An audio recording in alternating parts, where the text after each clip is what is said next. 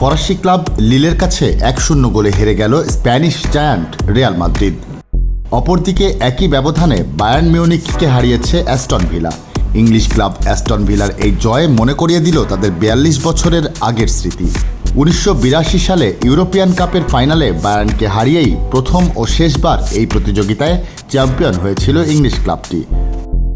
একমাত্র ওয়ালটন এসি দিচ্ছে 1 বছরের রিপ্লেসমেন্ট গ্যারান্টি।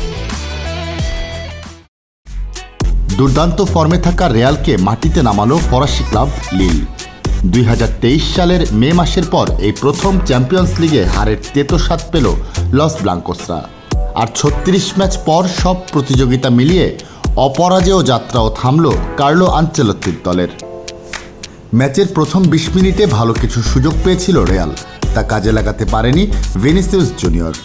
তবে বিরতির ঠিক আগে গোল খেয়ে বসে রিয়াল। বক্সে এদুয়ার্দো কামাভিঙ্গার হাতে বল লাগলে পেনাল্টির বাঁশি বাজান রেফারি। লিলের কানাডার ফরওয়ার্ড ডেভিডের নিখুঁত স্পট কিকে এগিয়ে যায় স্বাগতিকরা। দ্বিতীয়ার্ধে আক্রমণের ধার মারাতে 57তম মিনিটে মাঠে নামেন কিলিয়ান এমবাপ্পে। তবে মাঠে নেমে নিজেকে মেলে ধরতে পারেননি এই ফরাসি তারকা। শেষ দিকে প্রবল চাপ দিয়েও গোলের দেখা পায়নি চ্যাম্পিয়ন্স লিগের সর্বোচ্চ শিরোপা জেতা দলটি। ফলে ফ্রান্স থেকে হার নিয়ে মাঠ ছাড়তে হয়েছে রিয়াল মাদ্রিদকে। একই রাতে ম্যাচ হেরেছে আরেক জায়ান্ট বায়ার্ন মিউনিখও।